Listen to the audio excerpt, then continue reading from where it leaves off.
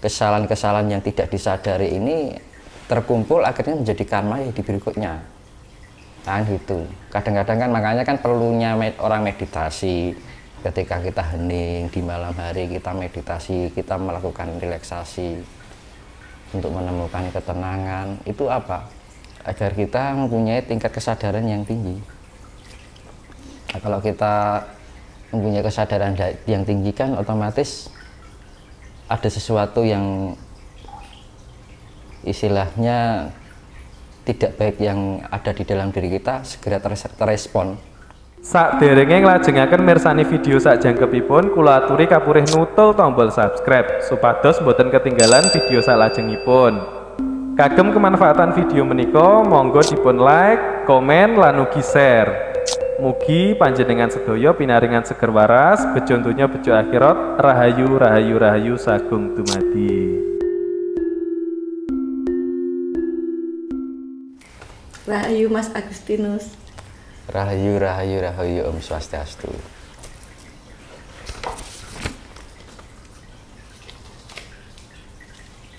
Mas Tinus kan kemarin baru pulang dari Gunung Lawu.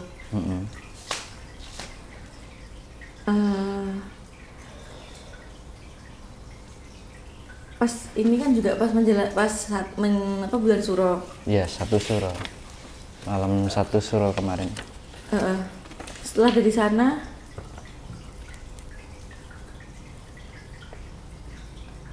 jenengan mengalami spiritual apa?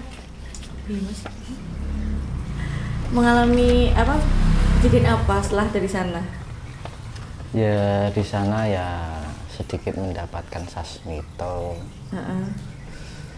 bahwa mulai di tahun Suro ini kan 1 Suro kan di masanya 1 tahun ya. Nah itu nanti akan ada banyak benturan-benturan. Nah benturan kan macam-macam ya, baik dari alam, baik dari sesama gitu kan, yang mengakibatkan banyak istilahnya benturan karena pengaruh emosional.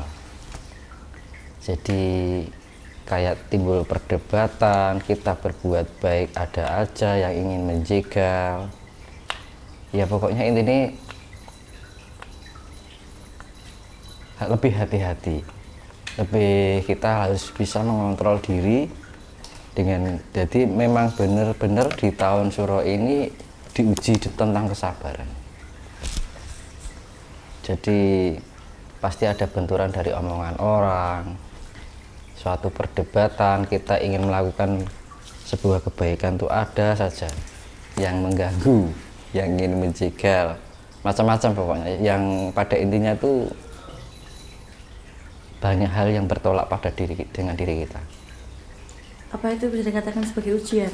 Iya, itu memang ujian. Jadi ujiannya itu ya bagi siapa yang bisa sabar, kita akan mendapat kemuliaan. Tapi bagi yang nggak bisa sabar, ya nanti akan terbawa arus zaman.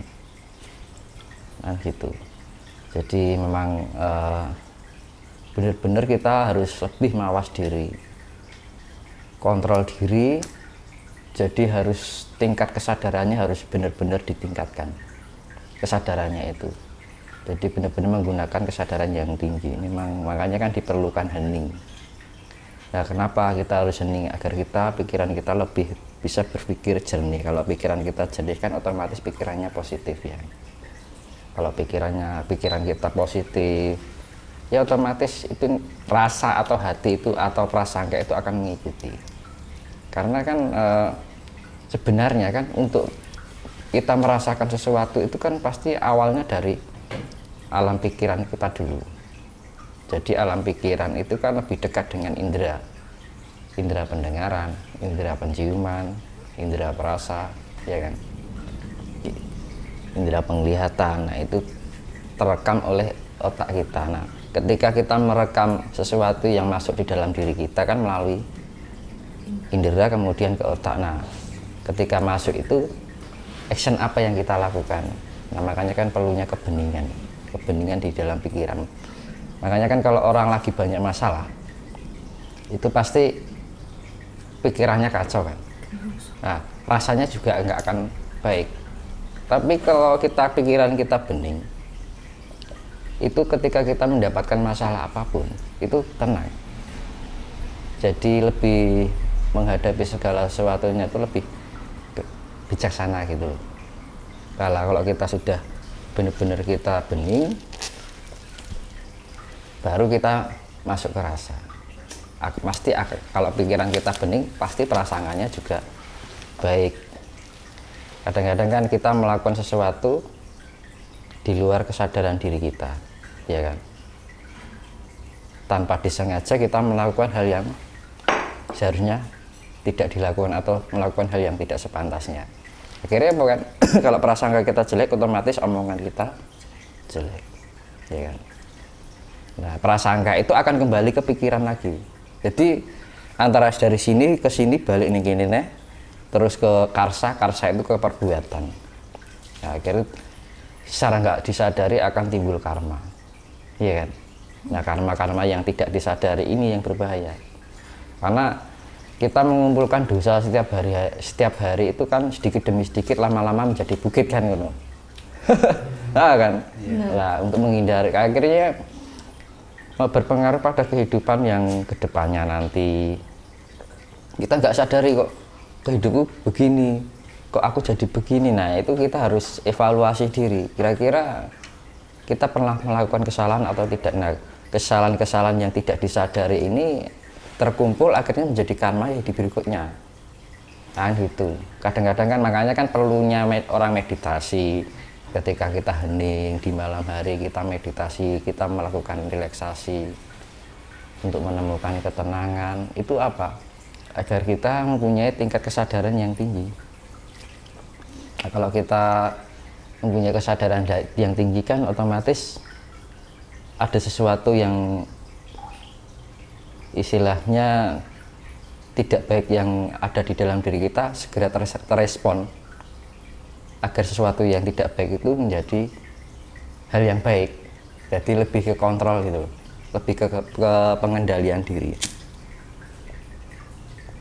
Terus caranya supaya pikiran kita bening bagaimana? Gimana? Caranya pikiran kita bisa bening? Yaitu relaksasi. Apakah ujian itu bisa dikatakan sebagai tirakat?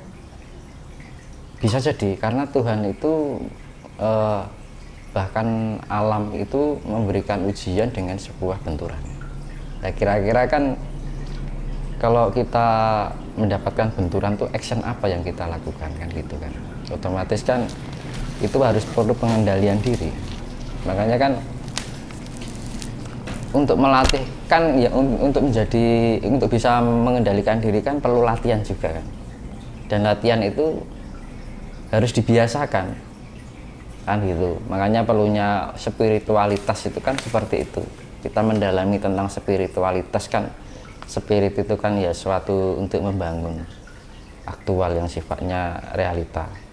Jadi segala proses kehidupan ini kita pahami. Jadi kita memahami segala perilaku kita, memahami pikiran kita, memahami perasaan kita, prasangka kita, memahami tingkah laku kita, memahami ucapan kita. Itu bagian dari spiritualitas gitu.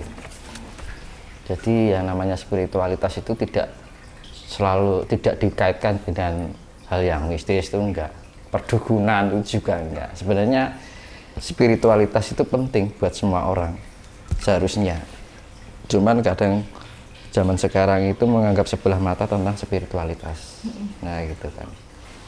Makanya makanya kan dulu makanya saya di dalam spiritualitas itu ada topo wening dan topo ngerami. Nah ketika di dalam keweningan, wening itu kan di dalam kesendirian, di dalam kesepian, di malam hari, otomatis kan kalau kita lagi sendiri di saat malam hari itu kan kita sering otomatis ya, kalau kita lagi sendiri gitu kan di saat malam itu kan ngobrol dengan diri kita sendiri ya. Nah dengan ngobrol dengan diri kita sendiri itu membuat kita semakin mengerti, oh kekurangan saya di sini, oh kelebihan saya di sini, oh ternyata saya selama ini melakukan ini. Nah akhirnya kita mengevaluasi diri.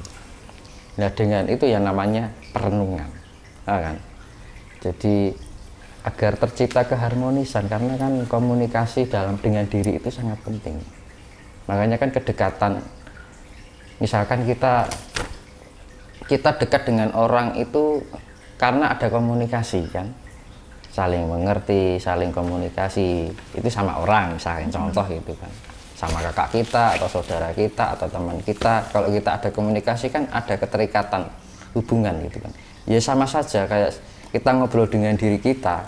Ketika kita sering-sering ngobrol komunikasi dengan diri kita, otomatis nanti dengan sendirinya akan terjalin keharmonisan, akan terjalin kedekatan antara diri kita sejati. Diri kita sejati itu sedulur sejatinya diri kan gitu. Makanya kan perlunya perenungan kan kayak gitu. Nah setelah kita melakukan perenungan, kita membiasakan untuk relaksasi. Misalkan kita di tempat ruangan yang menurut kita nyaman, itu apa paling bagus itu di ruang yang lepas, jadi kita bisa memandang langit itu di saat malam hari. Nah terus ngawang langit gitu kan, memandang langit. Oh nah kita melakukan rileks. Jadi melepas pikiran-pikiran yang mengganggu, kan pikiran kan banyak karena masalah pekerjaan, masalah keluarga, pokoknya masalah yang sifatnya keduniawian itu kita lepaskan. Namanya relaksasi kan gitu. Otomatis kan orang kalau berpikir kan membuat saraf itu tegang, saraf otak ini. Makanya kan orang kalau banyak pikiran kan pusing. Nah itu karena apa? Ketika saraf ini tegang, otomatis peredaran darah saraf otak ini tidak lancar, metabolisme saraf darah dalam saraf otak itu tidak lancar, karena ketika otak ini tegang, perasaan menjadi tertekan. Nah akhirnya mempengaruhi gerak jantung ini, kayak isinya itu dalam hidup itu adanya was-was gitu, khawatir, gek ini, gek ngono kan gitu. Nah itu akhirnya orang iso rileks kan, nggak bisa rileks kan gitu. Kalau kita sudah bisa rileks, makanya kan yang namanya rileks itu tidak hanya dilakukan 1 kali 2 kali, tapi dibiasakan. Nanti kalau kita sudah terbiasa dengan relaksasi, ya kalau pertamanya sih agak sulit, karena ya namanya yaitu semua itu akan menjadi biasa ketika kita mau membiasakan kan gitu. Kalau nggak bisa mau membiasakan ya nggak bisa. Makanya kan namanya lakon itu kanthi laku, lekasnya lawan kasali. Dari setiap laku itu memang kita harus menghayati setiap perbuatan dan perilaku kita sendiri untuk mencerminkan kehidupan yang sifatnya hamemayu hayuning diri, hamemayu hayuning sasomo sesama, hamemayu hayuning bawono. Kalau kita sudah bisa bersikap itu kan nanti kita akan menemukan titik kedamaian, ketentraman di dalam kehidupan ini. Jadi orang itu tidak mudah bingung, tidak mudah khawatir, tidak mudah was-was. Kadang-kadang kan pikiran-pikiran yang seperti itu mengganggu perjalanan kehidupan kita. Karena apa? Ketentraman kehidupan seseorang itu bukan masalah kaya dan tidaknya seseorang, bukan masalah orang itu memiliki atau enggak, tapi orang sederhana pun bisa istimewa kan gitu kan. Jadi di dalam kesederhanaan kita menemukan keistimewaan di dalam kehidupan kita. Karena orang mempunyai apa-apa, kelebihan apa-apa, belum tentu dia menemukan ketentraman gitu kan.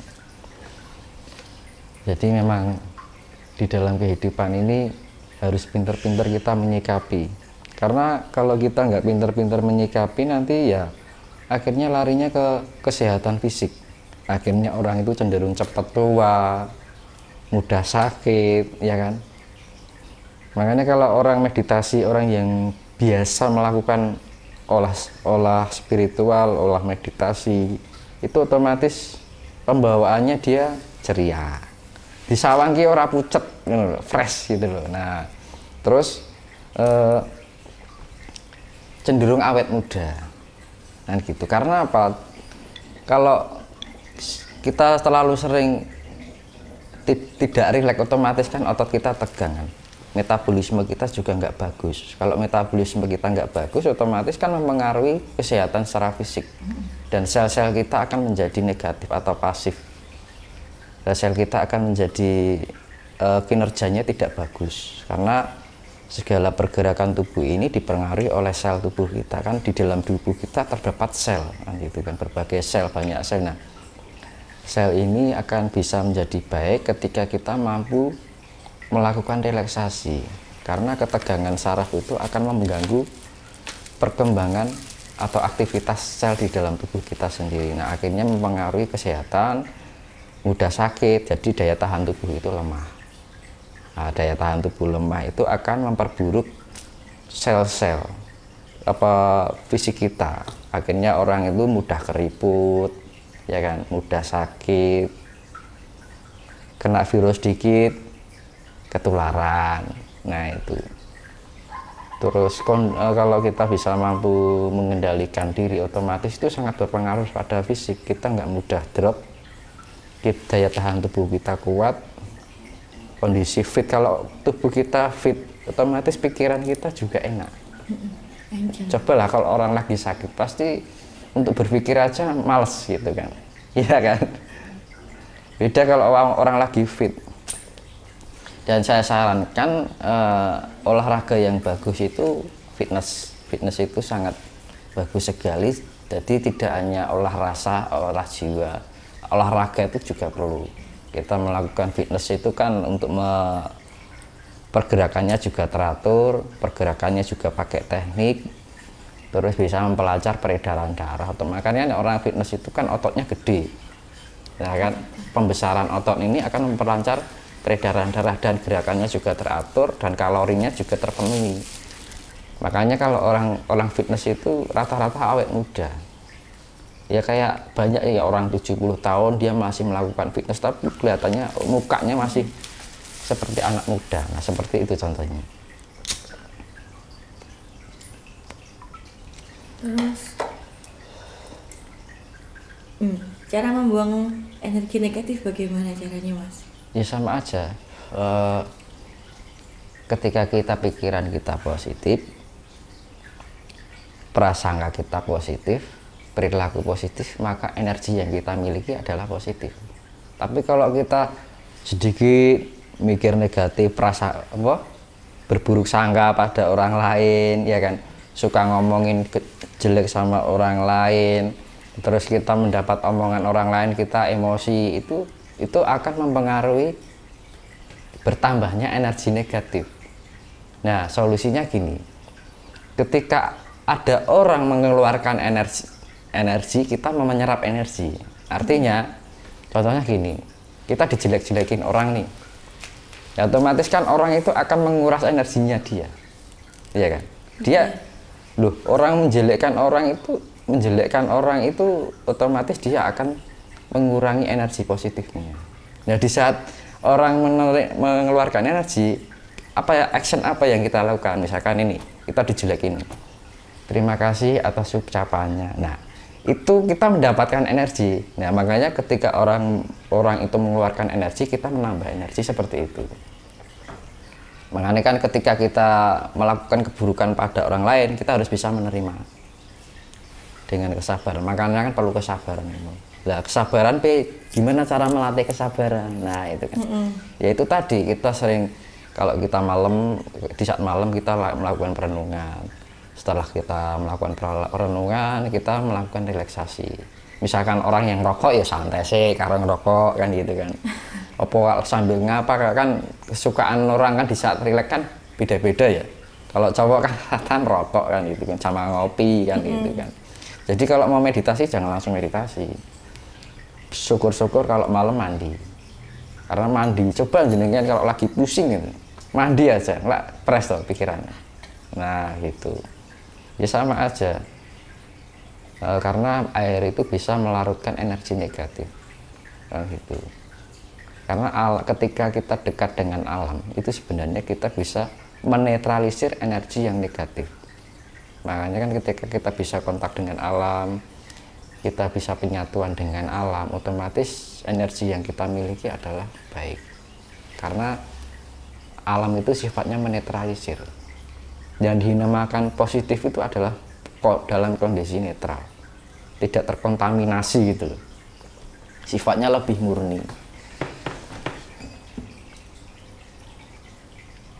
Jadi untuk melatih itu kan memang perlu pembelajaran, pelatihan. Kuncinya adalah telaten. Lah sing berat kan telaten itu kan. Sekarang melek bengi aja berat kan gitu kan. Wani ngantuke kan, wani turune ya. Gampangannya seperti itu. Makanya kan sesuatu yang berat jika dibiasakan akan menjadi ringan. Sesuatu yang tidak biasa jika dibiasakan akan menjadi terbiasa. Jadi sebenarnya pengetahuan atau ilmu itu sederhana, ya kan? Nggak perlu kita harus secara detail ini nggak perlu. Karena apa? Di dalam menjalani kehidupan itu yang kita perlukan actionnya, gitu kan? Action apa yang kita lakukan, ya gitu. Karena gini, ketika kita banyak mengetahui tentang teori-teori kehidupan itu bukan jaminan dari itu, tapi kita lebih kepada intine wong urip iki jane sing digoleki apa to. Nah, contohnya seperti itu loh. Kita hidup itu sebenarnya dicari apa kan? Tentrem kan? Nah, kan. Kita nggak perlu sakti, kita nggak perlu pinter. Karena gini. Ya, Tuhan itu lebih suka orang yang bodoh tapi mengerti. Daripada orang yang pandai tapi egonya terlalu tinggi. Nah, itu loh. Karena kalau orang ego terlalu tinggi itu ya otomatis orangnya merasa benar, merasa suci, merasa pandai, ya kan. Makanya kan dalam serat Gatoloco itu kan sebagai sindirannya. Gatoloco kan kalau dibalik kan ucolota, itu sebuah sasmito atau siloka. Kalau ingin menjadi orang benar, jadilah orang yang merasa bodoh kan, ya kan. Jadi istilahnya ini, jika ingin menjadi orang yang benar, jadilah orang yang merasa salah, ya kan. Jika ingin menjadi orang pintar, jadilah orang yang merasa bodoh. Sebaliknya, jika ingin menjadi orang bodoh, jadilah orang yang merasa pintar, ya kan. Jika ingin orang yang menjadi orang yang salah, jadilah orang yang merasa benar. Makanya kan, nek wong bener atau orang yang merasa benar itu sebenarnya bodoh. Karena orang pandai itu tidak pernah merasa dirinya pintar. Makanya kan orang benar itu pun juga tidak pernah merasa dirinya salah. Nih, tapi kalau justru orang benar itu dia selalu merasa salah kan gitu kan. Kan menunjukkan sifat kerendahan hati. Kalau kita merasa benar kan berarti tinggi hati. Kita merasa suci, ya kan berarti kan tinggi hati. Kalau kita merasa banyak kekurangan, nah itu. Kalau kita merasa suci malah diguyu karo Gusti Allah kan. Iya toh.